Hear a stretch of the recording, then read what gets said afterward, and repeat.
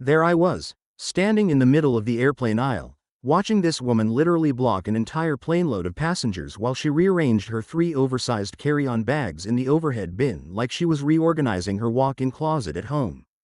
The flight attendant had already asked her twice politely to step aside so other passengers could get to their seats. But this lady? She just waved her hand dismissively and kept right on going, pulling out a makeup case, a pillow that looked like it belonged on a king-size bed, and what I swear was a full-size hair dryer. Behind her, a line of increasingly frustrated travelers stretched all the way back to the boarding gate. I could see an elderly gentleman with a cane shifting his weight from foot to foot, clearly in pain. A young mother was juggling a crying baby while trying to keep her toddler from running off. And there I was, stuck in the middle of it all, my arthritic knees already aching from the long walk through the terminal. That's when she turned around, looked directly at me, and said something that made my blood pressure spike higher than it had been since my doctor told me to cut back on salt. "Excuse me," she said, not even trying to hide her annoyance, "but you're going to have to wait. I'm reorganizing my luggage, and it's going to take as long as it takes." And that's when I realized this wasn't just any ordinary flight delay, this was about to become the most satisfying 45 minutes of air travel I'd experienced in my 68 years on this planet. Let me back up and tell you how this whole thing started. It was a Tuesday morning in November, and I was flying from Phoenix back to Chicago to help my daughter Sarah with some home repairs before winter really set in. At my age, I've learned that travel days are like root canals, you just want to get through them with as little pain as possible. I'd gotten to the airport 2 hours early, not because I wanted to, but because that's what you do when you've lived through enough delayed flights to know that Murphy's Law applies especially to air travel. I'd settled into one of those uncomfortable plastic chairs at gate B17, nursing my second cup of coffee and reading the newspaper on my phone. My boarding pass showed seat 14C, middle seat, unfortunately, but it was what I could afford on my retired machinist's pension. After 42 years of building engines at the Ford plant, I wasn't exactly flying first class, but I wasn't complaining either. The gate area was filling up with the usual mix of travelers, business folks in their wrinkled suits looking important while typing on their phones, families with kids who were already getting restless, and people like me, older passengers who'd learned that the key to surviving air travel is to lower your expectations and pack your patience. That's when I first noticed her. She was standing near the gate counter, not in line mind you, just standing there like she owned the place. Mid-40s maybe, blonde hair that looked like she'd spent serious money at the salon, designer handbag that probably cost more than my monthly Social Security check, and an expression on her face like someone had personally offended her just by existing in the same airport. She had 3 bags with her 2 rolling suitcases that were clearly too big for carry-on regulations and a purse that looked more like a small duffel bag. Even from where I was sitting, I could tell those bags weren't going to fit in the overhead compartments without a fight. But what really caught my attention was the way she kept checking her phone and huffing dramatically every few seconds, like the entire airport was somehow running behind schedule just to inconvenience her personally. I've seen that type before. We all have. The kind of person who thinks rules are suggestions and that their time is more valuable than everyone else's. In my day, we had a different name for people like that, but I'll keep this family friendly. When they called for pre-boarding, she immediately stood up and started walking toward the gate agent.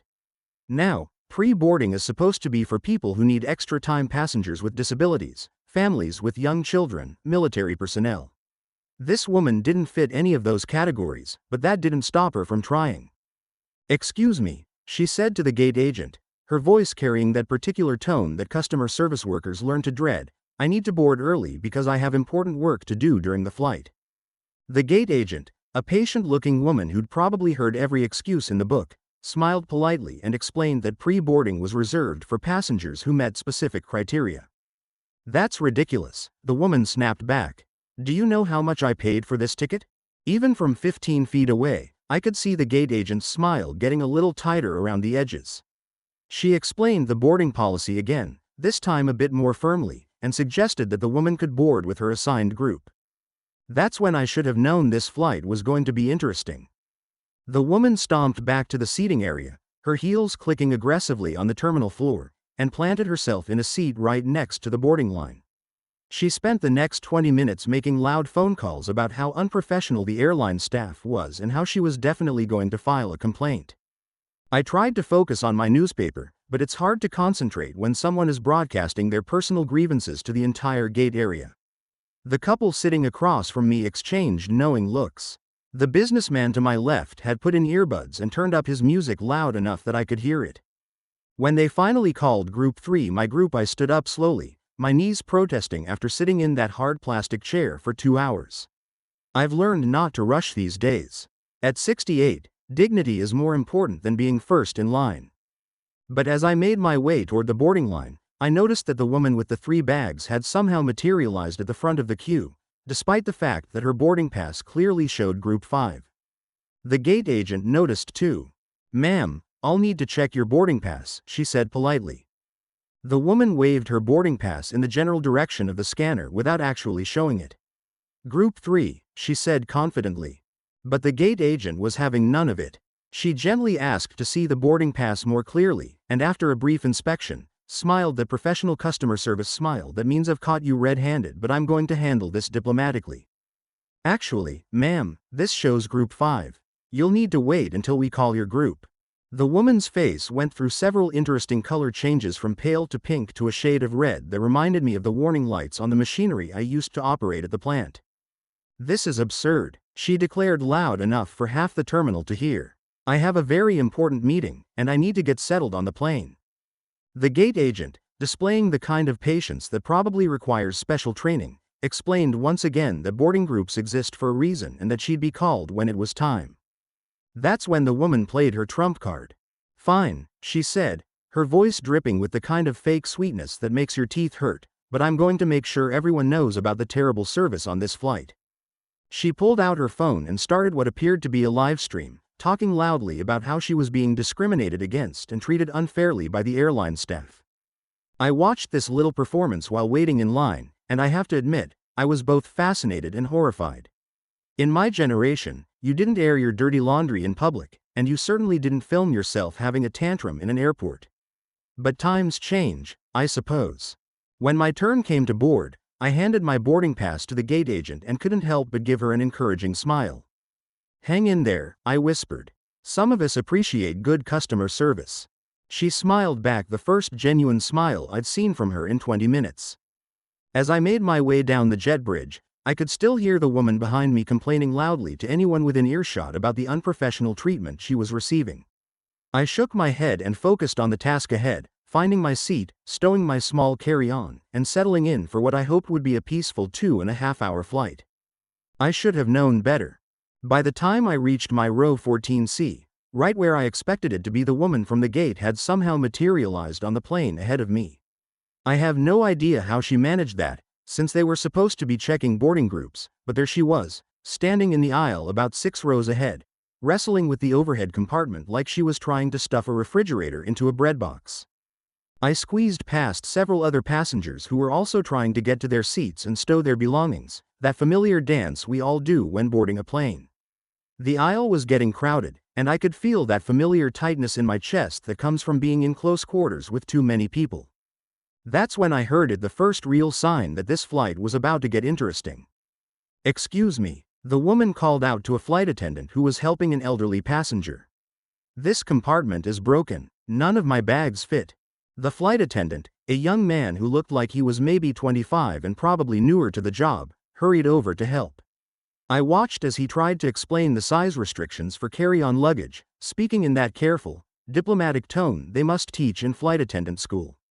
"Ma'am, it looks like your bags might be a bit oversized for our overhead compartments. We can check them at the gate for free if you'd like." The woman's response was immediate and loud enough that passengers 10 rows back could hear every word. "Absolutely not. These bags contain important business documents and electronics. They cannot be checked. Now, I've been flying for 40 years, ever since Sarah moved to college in California and I needed to visit her. I've seen my share of baggage disputes. But what happened next was something special.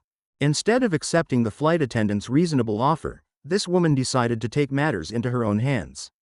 She started pulling bags out of other passengers' overhead compartments to make room for her own luggage.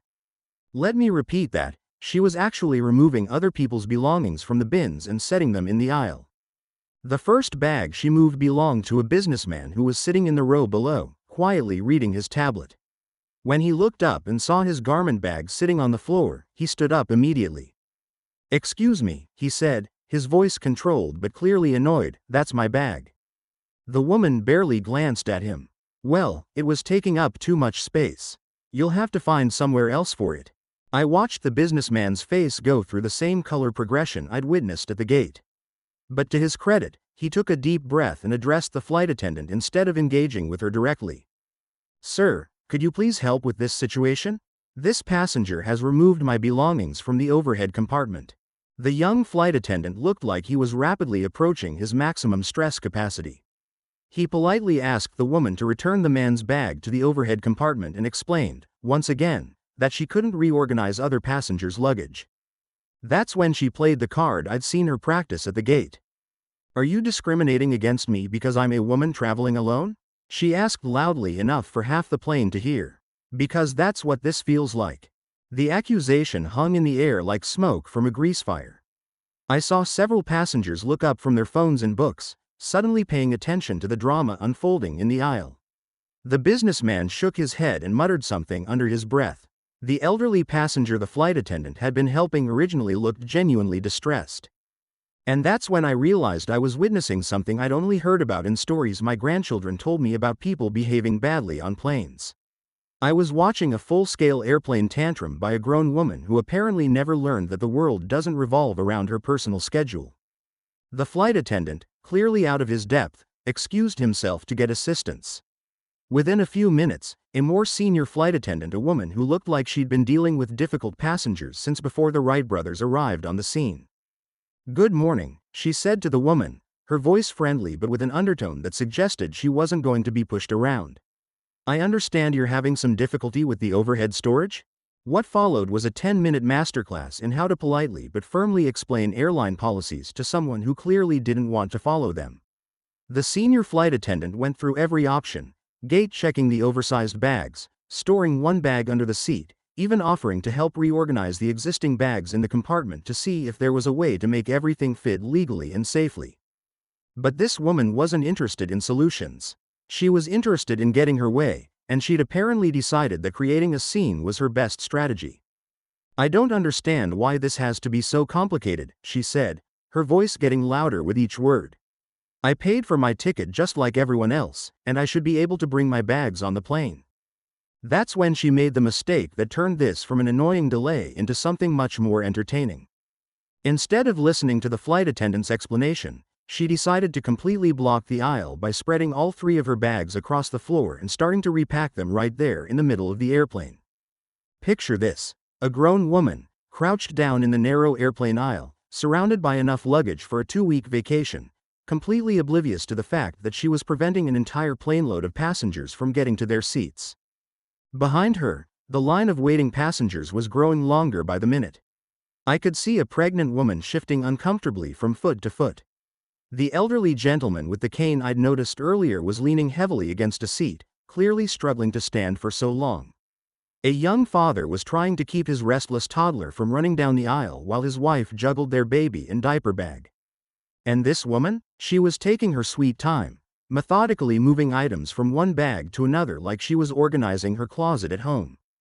"Ma'am," the senior flight attendant said, her patience clearly wearing thin, "you're blocking the aisle. Other passengers need to get to their seats." The woman looked up from her impromptu packing session with the expression of someone who'd just been asked to solve advanced calculus. "I'm almost finished," she said dismissively. "It'll just take another few minutes." Another few minutes, on an airplane that was scheduled for takeoff in 20 minutes, with 40 passengers still trying to board. That's when I saw the flight attendant make a decision. She walked to the front of the plane, picked up the intercom handset, and made an announcement that I'll remember for the rest of my life. "Ladies and gentlemen, we're going to have a slight delay in our boarding process while we assist a passenger with seating arrangements. We appreciate your patience." Now, anyone who's flown more than twice knows that assisting a passenger with seating arrangements is airline code for somebody's causing a problem and we're dealing with it. The woman in the aisle apparently didn't speak this particular code, because she continued her repacking project without missing a beat.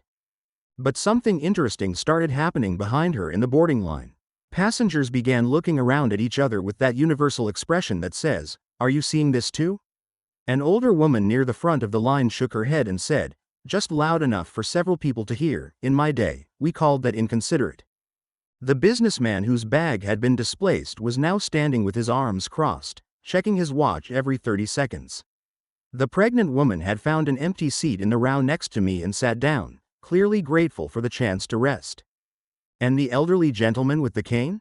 He was slowly making his way forward to see what the holdup was about. That's when the woman in the aisle made her second critical mistake. When she saw the elderly man approaching, instead of moving aside to let him pass or offering him a seat, she actually had the nerve to look annoyed that he was crowding her space. "Excuse me," she said to him, "I'm trying to organize my belongings here. Could you give me some room?"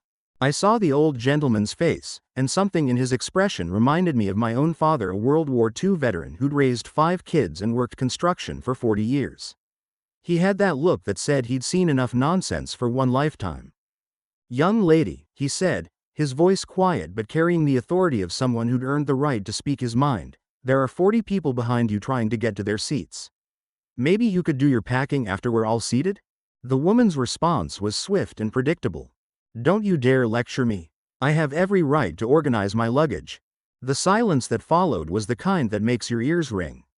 I watched as every passenger within hearing distance, which was basically everyone on the front half of the plane, turned to look at this woman who'd just raised her voice at an elderly gentleman who'd politely asked for basic consideration. I've lived long enough to know that there are moments in life when the social fabric gets stretched to its breaking point. This was one of those moments. The senior flight attendant appeared at the woman's shoulder so quickly it was like she'd materialized out of thin air.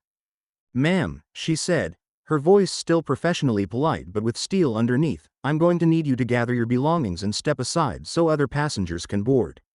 You can finish organizing once everyone is seated." "I'm not moving until I'm finished," the woman replied, not even looking up from her bags. And that's when I witnessed something I'd never seen in 4 decades of flying, a flight attendant who'd reached the end of her rope with a difficult passenger. The senior flight attendant straightened up to her full height, which wasn't much, maybe 5'4", but in that moment she seemed 10 feet tall and spoke in a voice that could have cut glass.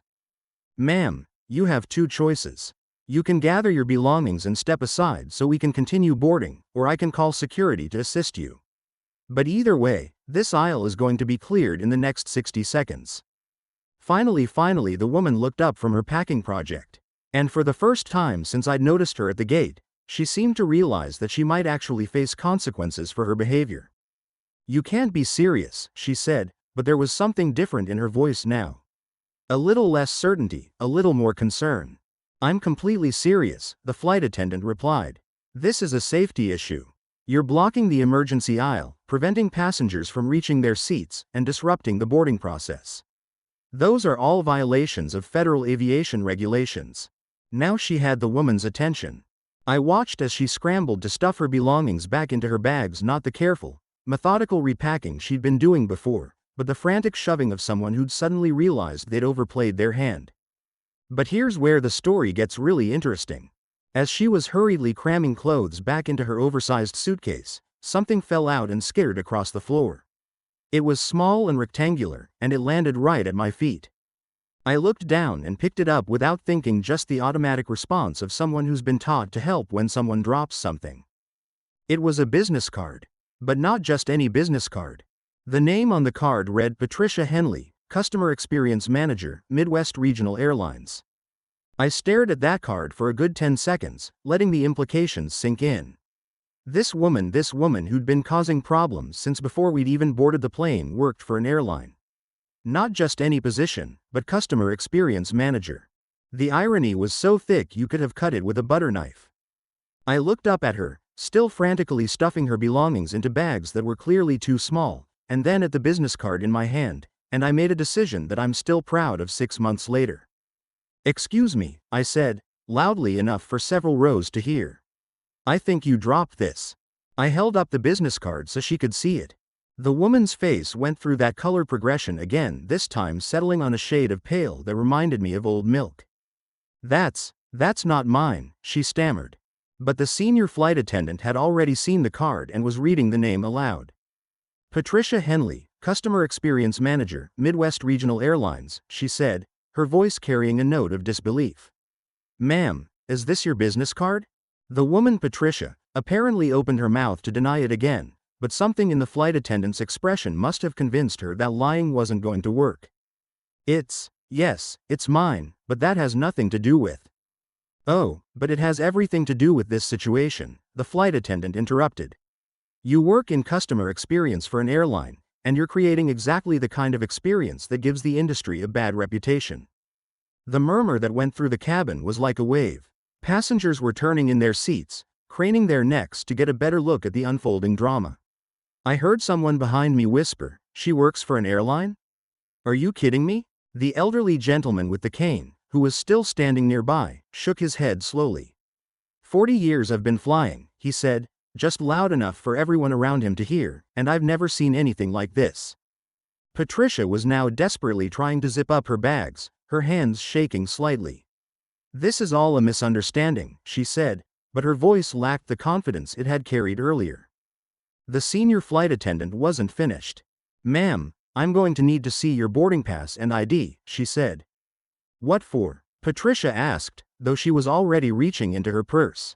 "Because I'm going to be filing a report about this incident, and I want to make sure I have all the correct information. Particularly your employer information." I watched as Patricia handed over her documents, and I could see her hands were actually trembling now. The fight had gone out of her completely, replaced by the dawning realization that her behavior might have professional consequences. The flight attendant examined the boarding pass and ID, then walked to the front of the cabin where I could see her speaking quietly into her phone. She was clearly talking to someone on the ground, probably a supervisor or gate agent. While we waited, something beautiful happened. The elderly gentleman had found a seat in the row across from me, and passengers were helping each other stow their belongings in the overhead compartments with a level of courtesy and cooperation that I hadn't seen on a flight in years. It was like Patricia's bad behavior had reminded everyone else how to be considerate. The pregnant woman was now comfortably seated, and several passengers had offered to help her with her bag. The young father with the toddler had gotten assistance from 3 different people in getting his family settled. Even the businessman whose bag had been displaced was helping an older woman reach an overhead compartment. It was like watching the best of human nature emerge in response to witnessing the worst of it. The senior flight attendant returned after about 5 minutes with a tablet in her hand and an expression that suggested interesting developments. "Ms. Henley," she said, and I noticed she was using Patricia's last name, now never a good sign in customer service interactions. "I've spoken with my supervisor and the gate agents. It appears there have been multiple complaints about your behavior this morning, starting at the check-in counter." Patricia's face somehow got even paler. "We've also discovered that your boarding pass was modified," the flight attendant continued. "You originally purchased a Group 5 boarding position, but attempted to board with Group 3. That's considered fraudulent use of boarding privileges." The murmur from the cabin got a little louder. "Additionally," she went on, "your carry-on bags exceed our size restrictions by a significant margin. The gate agents flagged them during check-in, but you apparently ignored their instructions to check the oversized items." I was watching a masterclass in professional accountability, delivered by a flight attendant who'd clearly had enough of dealing with entitled passengers. "Now," she said, "here's what's going to happen." What happened next was so satisfying that I still smile when I think about it. The senior flight attendant, whose name tag I could now see read Janet, looked directly at Patricia and spoke in a voice that carried to every seat in the front half of the cabin. "Ms. Henley, you're going to gather your belongings and deplane immediately. Your bags will be checked as oversized luggage, which will incur additional fees. You'll be rebooked on a later flight, and a report of this incident will be forwarded to your employer at Midwest Regional Airlines." The silence in the cabin was complete. You could have heard a pin drop. "But I have an important meeting," Patricia started to protest. "The time for discussing your schedule ended when you decided to block the aisle and disrupt the boarding process for 60 other passengers," Janet interrupted. "Security is on their way to escort you off the aircraft." As if on cue, I could see 2 airport security officers walking down the jet bridge toward our plane. Patricia looked around the cabin, perhaps hoping for support or sympathy from fellow passengers. What she saw instead were faces ranging from disapproval to outright satisfaction at watching consequences finally being applied to her behavior. The elderly gentleman with the cane spoke up from his seat. "Young lady," he said, his voice carrying that same quiet authority I'd noticed before. In my 92 years on this earth, I've learned that how you treat people when you think nobody's watching tells you everything you need to know about someone's character. Today, everybody was watching. There was a murmur of agreement from several passengers. Patricia began gathering her bags with the jerky, hurried movements of someone who was finally understanding that the consequences of their actions were about to become very real. As she struggled to maneuver her oversized luggage down the narrow aisle, she had to pass right by my seat. For just a moment, our eyes met. "I hope you learned something today," I said quietly, just loud enough for her to hear. She didn't respond, but something in her expression suggested that maybe, just maybe, she was starting to understand what had just happened. As the security officers escorted Patricia off the plane, the cabin erupted in spontaneous applause. Not the polite, restrained clapping you sometimes hear when a plane lands, but genuine, enthusiastic applause from passengers who just watched justice being served. Janet, our hero flight attendant, smiled and picked up the intercom microphone. "Ladies and gentlemen, thank you for your patience during that delay. We know your time is valuable, and we appreciate your understanding while we addressed a safety issue. We should be ready for takeoff in just a few minutes." But she wasn't finished. "I also want to take this opportunity to remind everyone that air travel works best when we all treat each other with courtesy and respect." The gentleman who helped us resolve this situation, she gestured toward me, and I felt my face turn red, demonstrated the kind of thoughtfulness that makes flying pleasant for everyone. More applause, this time directed at me. I've never been comfortable being the center of attention, but I have to admit, it felt pretty good to be recognized for doing the right thing. As the plane began to taxi for takeoff, the atmosphere in the cabin was noticeably different from any flight I'd been on in recent memory. Passengers were actually talking to each other, not just polite small talk, but genuine conversations. The businessman who'd had his bag displaced was chatting with the elderly gentleman about military service. The pregnant woman was showing baby pictures to the woman sitting next to her. It was like Patricia's bad behavior had reminded all of us how to be decent human beings. About 30 minutes into the flight, Janet stopped by my seat with a small bottle of wine and a knowing smile. "From the captain," she said. "With his compliments." "I didn't do anything special," I told her. "I just picked up a business card that fell on the floor." "Sometimes," she said, "that's all it takes." That business card turned a disruptive passenger situation into an educational moment. And trust me, word about this incident is going to reach some very interested parties at Midwest Regional Airlines.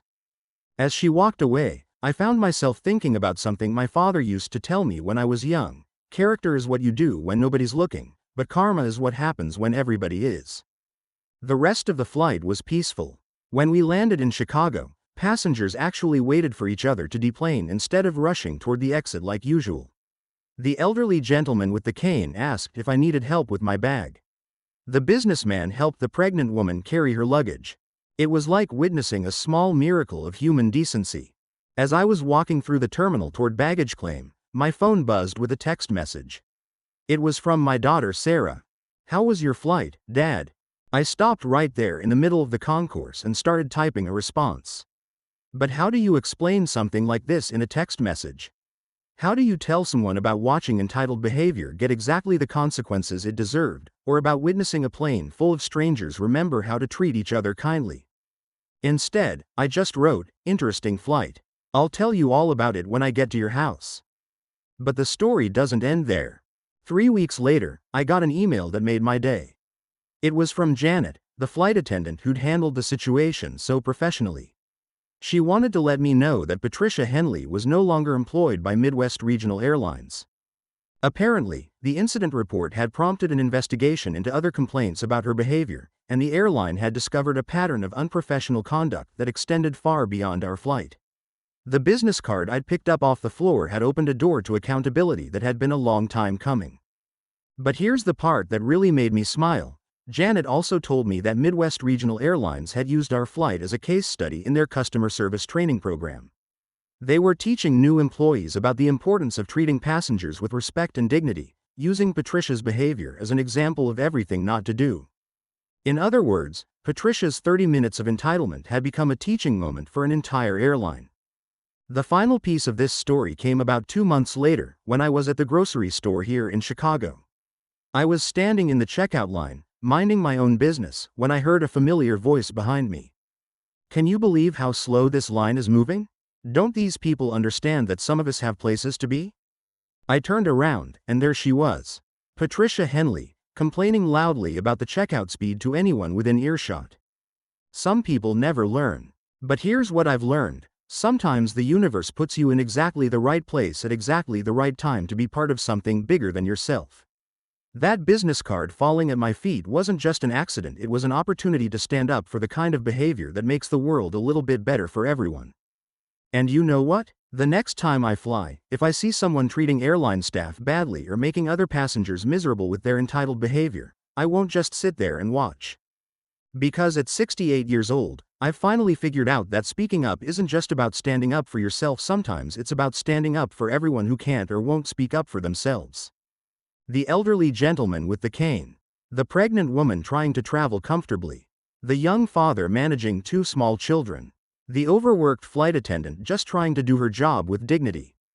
All of us deserve better than to have our day ruined by someone who thinks their problems are more important than everyone else's basic right to be treated with courtesy and respect. That flight taught me that karma isn't just something that happens to people sometimes, it's something we help make happen. And when we do, everybody wins. Well, everybody except the people who think the rules don't apply to them. And honestly, that's perfectly fine with me. You might think that's where this story ends, but life has a funny way of coming full circle sometimes. 6 months after that memorable flight, I found myself back at Chicago O'Hare, preparing for another trip to visit Sarah. She'd had her second grandchild, my great-grandson, and at 68, I wasn't about to miss meeting him in person. I was sitting in the same terminal, gate B17 again, when I noticed a familiar figure walking past. It was Janet, the flight attendant who'd handled Patricia with such professional grace. She was in civilian clothes, pulling a small rolling suitcase, clearly heading home after a shift. I stood up and called out to her. "Janet, Janet, from flight 447. She turned around, and it took her a moment to place me. Then her face lit up with recognition. "Oh my goodness, you're the gentleman with the business card." She walked over with a genuine smile. "How are you doing?" We chatted for a few minutes about that memorable flight, and she told me something that made my entire day. "You know," she said, "that incident became legendary at our airline. We still use it in training, and honestly, it changed how a lot of our crew handles difficult passengers. Your simple act of picking up that business card gave us the tools we needed to hold someone accountable." She paused, then added with a grin, "And I have to tell you, passenger behavior on my flights has been noticeably better ever since." Word gets around in the airline industry. Flight crews talk to each other, and somehow the story of what happened to Patricia Henley has become part of the folklore. As we said goodbye and she headed toward her gate, I realized something profound. Sometimes the smallest actions, picking up a dropped business card, speaking up for an elderly gentleman with a cane, refusing to let bad behavior go unchallenged, can ripple outward in ways we never imagine. That business card didn't just cost Patricia her job. It started conversations about accountability and respect that were still happening 6 months later. It reminded an entire flight crew that they had the power to enforce standards of decency. It gave passengers permission to expect better treatment and to speak up when they didn't get it. And maybe, just maybe, it made a few people think twice before treating others with the kind of entitled disrespect that Patricia had shown that day. As I settled into my seat for the flight to Phoenix, window seat this time, I'd splurged a little. I found myself hoping that somewhere out there, Patricia had learned from that experience. That she'd found a new job where she treated people with the respect and dignity everyone deserves. But honestly, even if she hadn't learned anything, the rest of us had. We'd learned that standing up doesn't require grand gestures or dramatic confrontations. Sometimes it just requires picking up a business card and saying, "I think you dropped this." Sometimes the smallest act of courage is simply refusing to let someone else's bad behavior become everyone else's problem.